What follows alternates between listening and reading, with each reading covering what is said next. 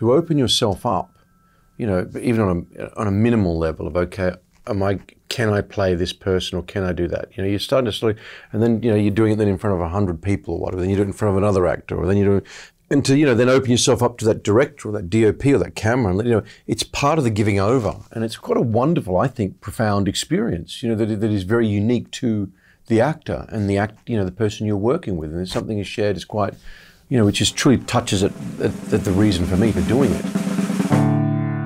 Filmmaker Magazine presents Back to One with Peter Rinaldi. Jason Clarke is an actor. He sat down with me in New York City to talk about the work.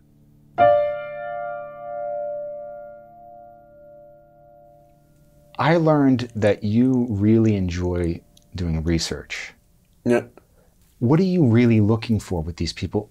Is it stuff that you can practically use when you are on the set, like in the moment? Of course. But you're also it's an enjoyable process on itself. You know, it's like being given a ticket to a theme park. You Yeah. can, you know, someone will pay you or organize you, like say on Everest, for instance. You know, I got to go and climb the Tasman Glacier and Mount Cook and work with some of the greatest climbers in the world. Wow. So it's like you're getting access to things. And I'm someone that you know, for me, that's part of the benefits of my job, you know? Yeah. And usually, you know, if I sit and I meet with you, if you're someone, you know, I'm playing you or something, I'm not looking to have a discussion where you're going to tell me exactly how I can play you. You know, you're going to find in the research somewhere it might be of use, you know, somewhere, someday, someplace, somewhere in this shoot it might come out, it might not.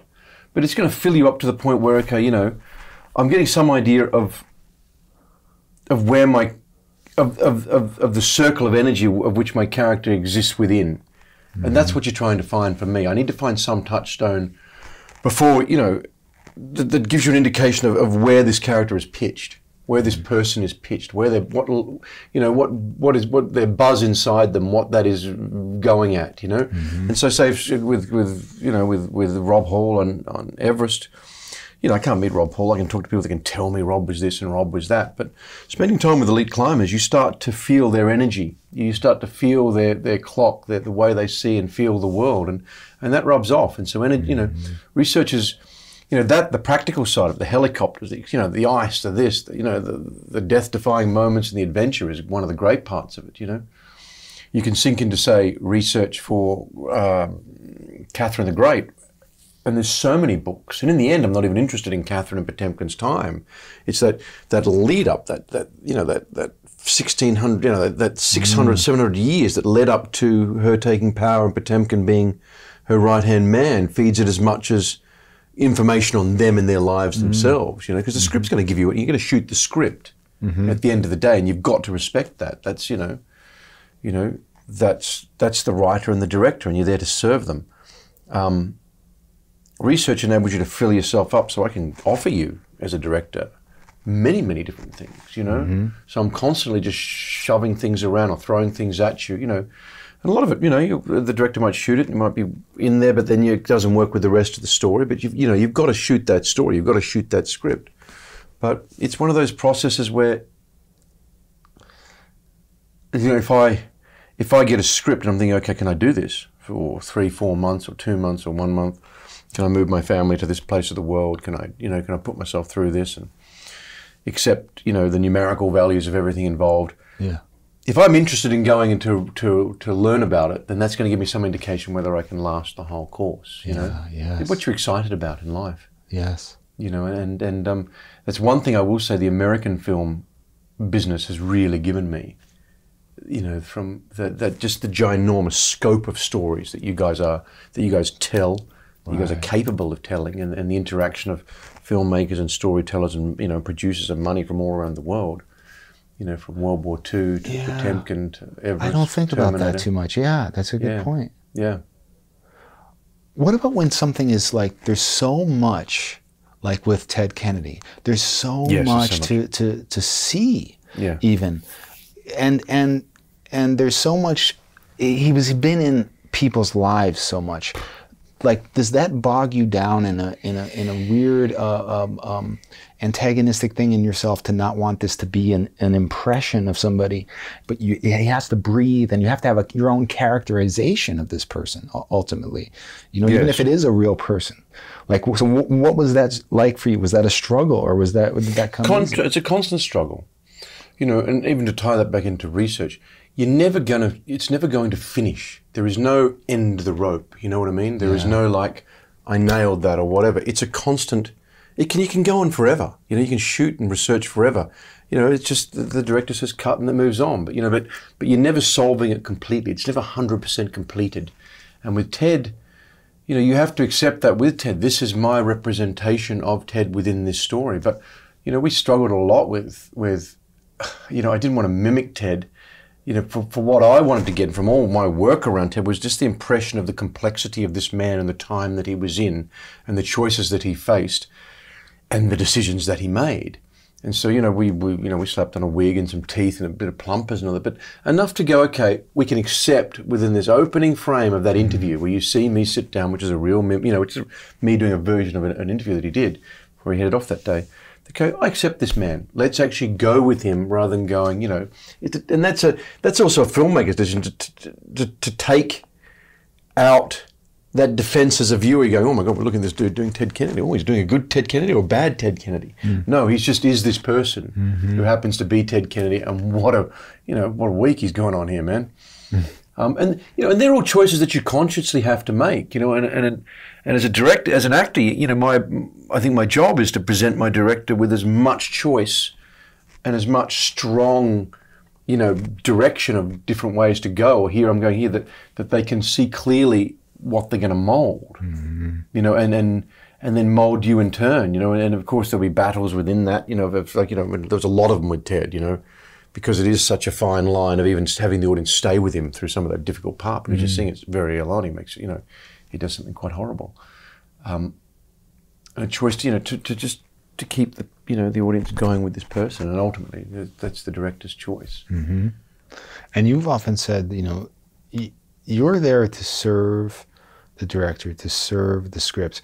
You're in a service mode, you know? Yes. Well, serving is quite empowering. It's quite liberating. You know, people, I think there's a misconception of, you know, like you're in a position of service. No, to open yourself up, you know, even on a minimal level of, okay, can I play this person or can I do that? You know, you're starting to slowly, and then, you know, you're doing it then in front of 100 people or whatever, then you do it in front of another actor, or then you do it, and to, you know, then open yourself up to that director or that DOP or that camera, and, you know, it's part of the giving over, and it's quite a wonderful, I think, profound experience, you know, that is very unique to the actor and you know, the person you're working with, and there's something is shared is quite, you know, which is truly touches at the reason for me for doing it, and so I enjoy that, you know. You know, it's a funny process. It's hard. I mean, you can divide actors also into, you know, monitor watchers and non-monitor watchers. You know, even if you want to take it outside of, you know, you know, or people that like to work with the text, or people that just like to, hey, you know, I don't, you know, I'm going to do everything but the text. You know, as I try to meander my way through it. It's I like to go back to what is. And use the problems in the way to make me dig deeper and work harder and focus, you know. That's part of the choice, I think, for me.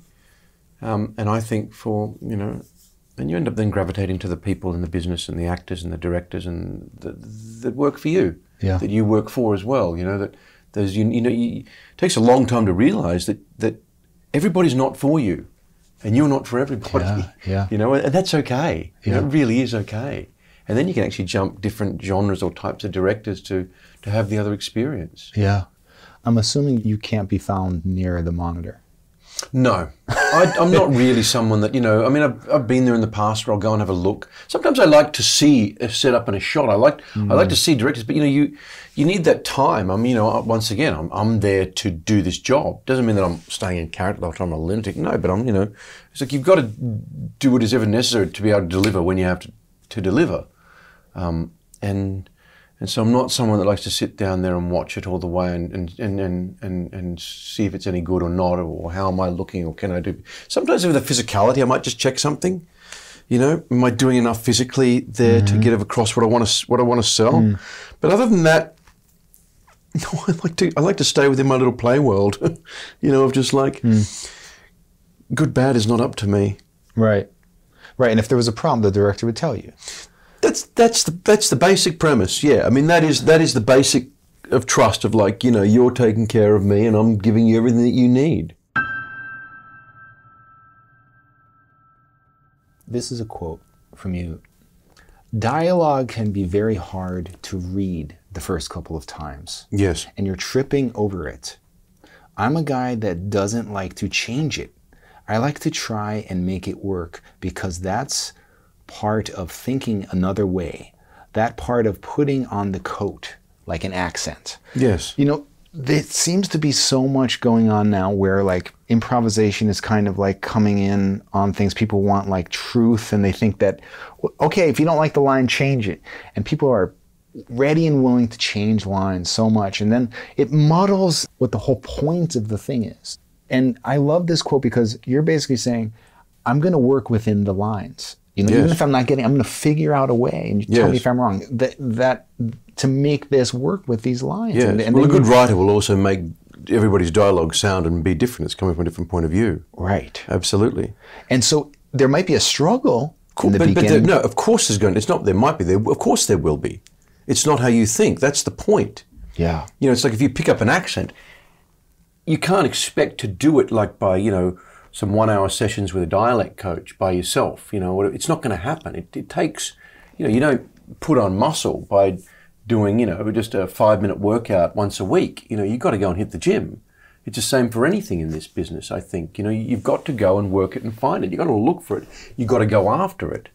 And that's what I think good dialogue is for. That's the beauty of you know, your traditional theatre training. You know, Shakespeare is Shakespeare. It's great. It works.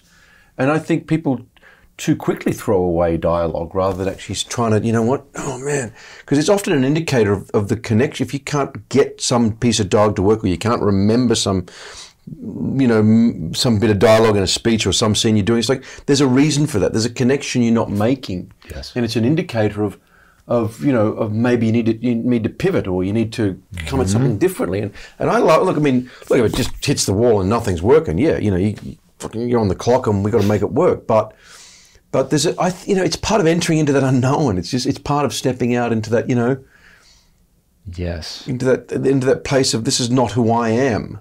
Yes. Do you prefer to rehearse? Because you've come from the theater, your foundation is in the theater. Yeah. Right? If somebody wants to rehearse with me, I will. If somebody doesn't want to rehearse with me, I'm okay with that too. Really? And it's the same thing with the director. But I will use, you know, but I would use the shoot as a rehearsal. I mean, it's like I've done my work, or I've been, you know, I never rock up lazy, so I've done my work. Do I know where it's going to go? No, you know. Yeah. But yeah. I don't. If you got time and you got the confidence of everyone around, then, you know, we don't. Let's just start laying it down. I mean, you need to block it on certain scenes. You need to have some blocking. You do. You know, say, you know, if you ask any young actors, you know, so just don't get caught in a wide you're not happy with, because you then got to shoot it. Yeah. And that's just, oh my God. Yeah. You know, you're trying to make something work that just didn't work. You know. Yeah. So sometimes, but once again, it's like it's up to the general consensus. If I, you know, with, you know, I mean, I've shot some with Helen. I don't need to, because her and I just know each other, and I guess that really helps. That really helps. You know, Catherine Bigelow, we didn't need to shoot any rehearsals at all. Michael Mann liked to rehearse a bit, but not overly. Yeah. Dee Rees, we didn't rehearse. Maybe we didn't rehearse a few things, just work out your blocking, where you're at. But I think a good director will see if. Usually, if rehearsals come out of fear of like, oh, is this person going to be good? Yeah. Can this person? If people sense it early on, and so by the time you get to shoot, everyone's nervous. You've done a week here, and you know. But if you got to a point where you think, you know, it's there, I can feel it, and once again, if the director is in charge and you know they know what they want and they're after, then you know you can get to set and you can do it. I just sort of seen the other night with John C. Reilly. It was a big scene, you know, and with Adam McCain, you know, the crew's around, we're thinking, well, we're going to be, everyone's in the room, they're setting up, we'll have a look where the camera's going. We just kind of walked a couple of things around and said, I think we're good to go. And I said, yeah, I'm good to go, and John said, I'm good to go. And we were, and within a couple of things it was done, it was over. 3 cameras in there and they found it and they've got the move. And they're correcting on the move and you're aware of that. And then you're also just still kind of just plan it out, and that's what I love. And I think, like Catherine, she does wonderful things with her crew and her cameras and all that. And you're just like, big scenes and bang, they're done. Mm-hmm. What do you need from a director, you yourself? Like, I know you've said that you actually enjoy working with different kinds of directors. It brings out something different in you. But what kind of a director is directing you when you're working at your best? Any director, you're looking for a reason for being, a reason for doing. This is their script, this is their story. And I want to feel the reason for making this. And if you can't put it 100% into words, you have to, directors have to tell me that, Jason, we're doing this because of this, this, and this.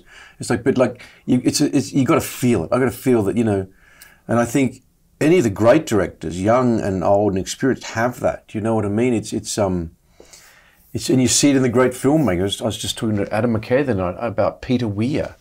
I mean, every single film of his, you feel his reason. You feel, and if you can, yes, we can, a great writer can go and explain what each film is for, but you feel it anyway in watching it. There's a need for it or something, and that he's after something, that he's exploring something, and that's the first thing, And then what you want is, I think it's, look at let's take it, to go to the other side, to move over from the creative, to move to the practical, you need a guy that's in charge or a woman that's in charge.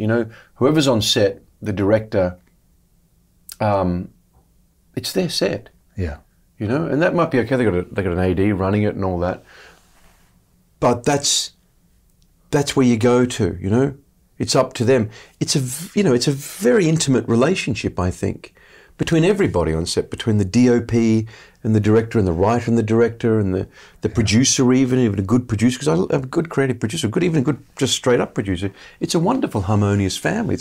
It's striving towards to make this work and have everybody bring out their best work in confidence, and in enjoyment. Let's talk about Catherine the Great. This is a virtuoso performance from you. Have you seen the whole lot? Yes, I have. Oh, cool, yeah. Well, it's funny because they're rolling it in one and we have one thing where it's like, for me, it's just like, it's a one big long movie. Yes. And you get to the end and you go, oh my God, all this silly stuff at the beginning of the movies, it makes, and you go, my God, what a journey. That's where it hits home. You make nice, big, bold choices and you never overdo it for a second. Like, that's kind of rare. Like, this is a big personality, this person. Huge. For someone who doesn't look at the monitor, for you to understand that that's perfectly... Well, that's your other actor, Helen. Yeah. You get a lot from your other... I mean, it's a very intimate, connection between any actor, I think, when you're really working together. And then from your director, of course, and from your crew. I mean, the crews are experienced. You get an idea of... You can just, without even being consciously aware of it, because I was always, when we shot that, very conscious aware of going under. Like just like always having it, just, come on, Jason, just put it out there. Don't be afraid of declaiming something, but feel the declamation, if that's a word, declamation, because you always worry as an actor, in drama school, stop, being declamatory, stop just, saying sound and fury, signifying nothing, Yeah. But, you think, what, I can do that, but yes. I can feel it too, Yes. Doesn't mean that you shouldn't be, sometimes you got to feel that, I've got to get it going within, and sometimes you just got to feel the pose or feel the thighs and just get it going anyway, Yes. and have it reach your toes and your fingers. And I loved that experience on that shoot. That there was, any day I hid as an actor, I could feel myself hiding or not wanting to, or getting angry or upset about, oh God, I don't feel like doing this.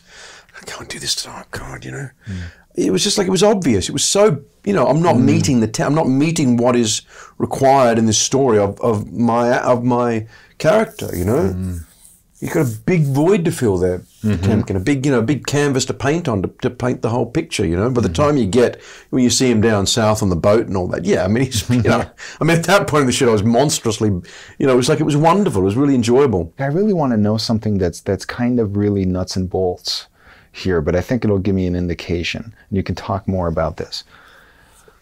You're trying to sustain this energy like you're talking about. But opposite you is Helen Mirren. When she gets her close-ups first, but your energy is where you need it to be, where you want it to be. It's just the practicality of a film shoot, though, isn't it? You know, I know, but you have to solve that. It's part of your job. Of course, you have to solve that. You know, I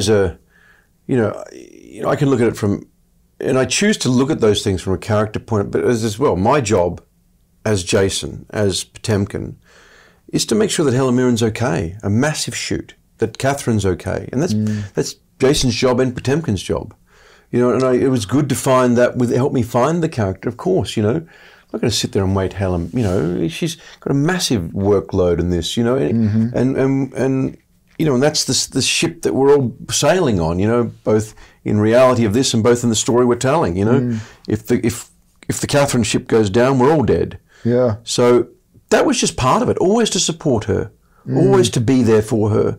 And I've also stopped kind of pacing myself, you know, oh, okay, now I need to save this for the close-up, I need to save that for now we're on the wide or whatever.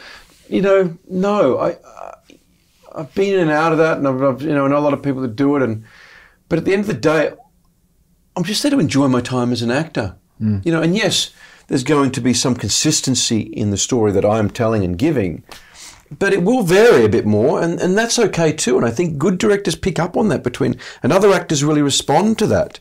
You know, I certainly don't hold back because it's not my close-up. Yeah, yeah. You know, I'm there for the other actor. I mean, who knows where it's going to go? Yeah. You know, you never stop exploring. It never stops, apart from when the director says, cut, let's move on. You need another one?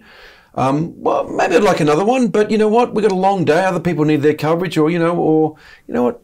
Man, we got it. Let's move on. You know, we're not here to cut ears off and, you know, but you know what I mean? Yeah. There becomes a life of its own. And that, to tie that back to what you say, because there is a ritual on set of who gets what and where and how, and a lighting setup and all that. Yeah. And sometimes it can be really debasing.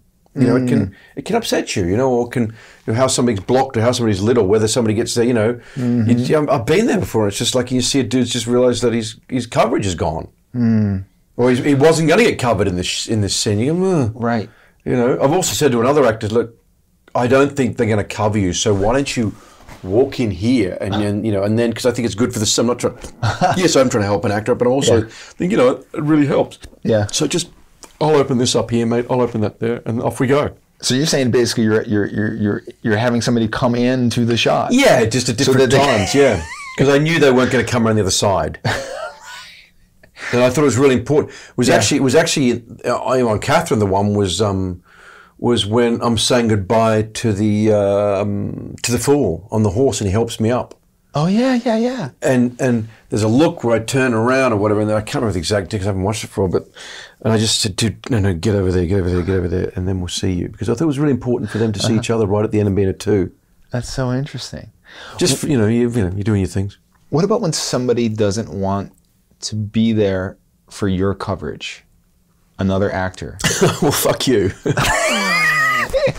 No, this happens though, right? Of course it happens. Well, no, actually, no, it doesn't happen. It doesn't happen. The only time it happens is like if it's like, you know, a reaction shot in the background. You know, it's like I don't need Helen Center in the cold for my eyeline or something on a thing. No, but for a scene, I would never do that to somebody. No, I know you wouldn't. No, but people, I don't think anybody's ever done that to me. That's amazing. Well, but you know, you're not going to work on those type of jobs, are you? I mean, I think, you know, unless you need the money, I guess.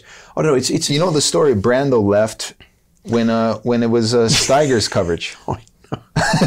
Well, I've read all those books because I loved Marlon when I was. I mean, you know, I loved reading all those books. You know, there's kind of elevated. Well, it's almost like the Vanity Fair journalism of. You know, it's like it's elevating the story. You know, they're writing it up to serve the myth. And I loved that when I was young. It's actually really enjoyable. There's something pleasurable about it. I mean, I wonder if that's true. You know? Yeah, I know. I would love to have sat down with Marlon and just said, listen, dude, let's just fact check this, mate. You know, I've heard other stories about it where some people actually prefer it, man. Give me the tennis ball. Wow. Wow, that's interesting. It's I guess tension's off or pressure's off or something like that. Well, you can, you know, I mean, you've seen, we watch a lot of movies, and as a performer, you can see, you know, some people work great in a close-up. You know, some people don't really work great in a two-shot. You know, and one's yourself, and one's, you know, a live situation. So it's just, look, you know, everyone gets the different reactions of what they get out of this, you know, filming in a different way, and it's ultimately acting's a very, very personal experience that you share with a few other people.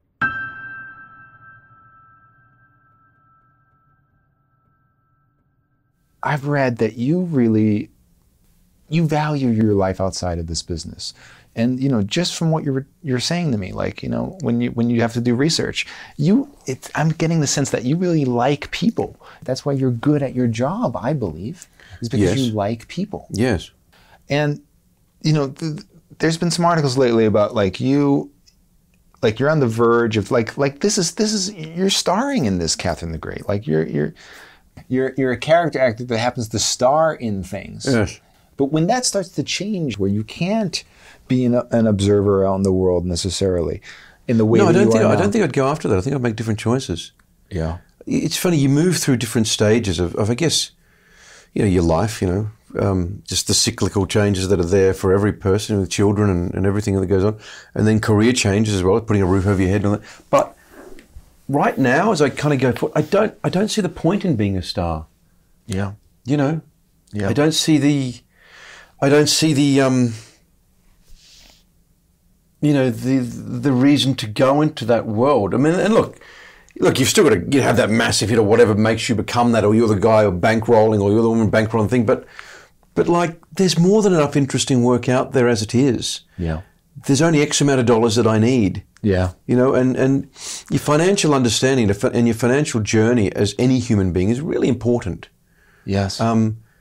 Because it is freedom in its own bizarre, weird way. Yes. On whatever amount you need or whatever, just to be able to set yourself free from money. Right. You know, that it doesn't own you. And so I see the benefit in, you know, just having what I need. I can say, okay, well, this is what we need. I talk to my wife, I see my kids. It's like, we don't need all this anymore. Yeah. There's a great article I read, I think it was in the Atlantic or the New York, one magazine was talking about the rich asshole syndrome. But it was part of I don't remember the whole lot, but part of it was, you know, you're not born there, you become it, because as we get more, we just become more and more isolated. You know, well, yeah, I mean, you're out there, you know, big actors portraying, they're isolated, man. Do you know what I mean? Yes. You're not having to deal with anybody. You're not catching a bus or a train. You're not living next to people. There's something about being, as we more and more isolate ourselves with a bigger house or a car and freeway, you know, and this and all that. Yeah, you lose something. Yeah. You know, and it's great to understand that at 80, but it's a shame. You know what I mean? It's a real shame. Deathbed looking back. It is, you know. And so, career-wise, it's all okay. It's just navigating long term, you know. I mean, I've done this, I'm on my second HBO limited series now, the basketball one, and I'm enjoying that. You know, I really, like, you know, there's a couple of years where I did like 4, 5 films a year. Yeah. And I loved it, but it beat me up. Yeah. You know, you're taking on these characters, and you're dropping them, and taking on another character, and you're dropping them, you know. And so now to play one for a longer period of time, like Catherine, for 4 months, I loved that, you know. Yeah. Yeah. Just, you know, it's accessible, and you're just digging deeper rather than, man, I've got to get to this, I've got to get in that, I've got to do this, I've got to learn that, I've got to get, you know. It's like, oh my God, it's stressful. Is there something, though, that you haven't done yet that you really want to do, that you're looking for the opportunity to do? Well, yeah. You know, I've loved working with Adam McCain, John C. Reilly. You know, I loved their movies, you know, Talladega Nights and Step Brothers. And well, it's just the commitment to reality that I love. Yeah. I love John's commitment. Oh, yeah. You know, I mean, it's like, yeah, like a spider monkey all over you. Like, you brought this on yourself, Grandpa. It's just like, they just keep going, you know what I mean? And I really like that sense of play. Yeah. You know, I really like that sense of really digging into it and going after it. Yeah. And that's good improvisation in a way. You know, you can take it and then you just go further. Let's just keep burning and burning and burning. You know, but I mean, I'd love to do a great sci-fi. I'd love to do a really profound, beautiful sci-fi. I think it's just something that we need. I'd like to do a Blade Runner in my lifetime, you know? Yes. Something that really just like... Yes. Because it's such an exciting time in terms of the world at large and all that. And I'd love to see cinema step up to that at the moment. I don't see it. Are you listening, writers out there? Are you listening? Jason Clarke, thank you. Thank you. Back to One is a production of Filmmaker Magazine, which is a publication of IFP, the Independent Filmmaker Project. Listen to back episodes of this podcast at filmmakermagazine.com or wherever you get your podcasts.